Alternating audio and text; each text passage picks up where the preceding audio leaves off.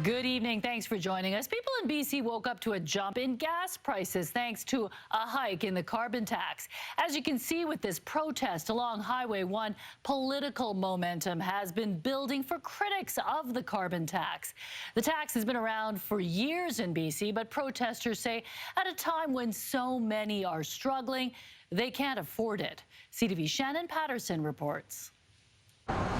It may be April Fool's Day, but the price of gas is no joke. Yeah, it's definitely unaffordable for a family like mine. An April 1st increase in the provincial carbon tax has added approximately 3 cents to a litre of gas in BC. Which will bring the total tax burden on a litre of gasoline here in Metro Vancouver to about 81 cents per litre, which translates to roughly $60 for a 64 or 74 litre fill-up. That increase was the driving force behind this convoy protest on Highway 1 near Hope. Food costs are going up, heating costs are going up, gasoline prices are going up. And it brought Conservative leader Pierre Poilievre to Nanaimo to rail against the carbon tax. It is a combined tax imposed by Trudeau in Ottawa, but happily administered by the NDP government of David Eby here in British Columbia. BC was forced to increase its provincial carbon tax to remain in line with the federal tax that's in place in other provinces. While both systems include rebates. At the federal level, all households get money back.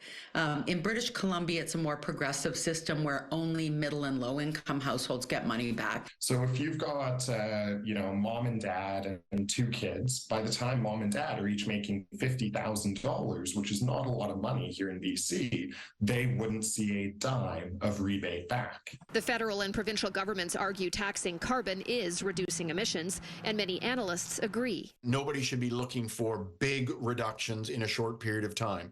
But if we can reduce emissions by a percentage point or 2 over every year, and that's roughly what's happening, then that's actually pretty good. While some motorists are taking the increase in stride. I think that we all have to pay for our carbon somehow. So You're okay with the extra 3 cents? Well, it doesn't bother me. Others say enough is enough. Economy all over Canada with the high interest rates, everyone needs every dollar they can get. In Metro Vancouver, a litre of gas now costs over $2, and with summer driving season on the horizon, it will only go up from there. Shannon Patterson, CTV News.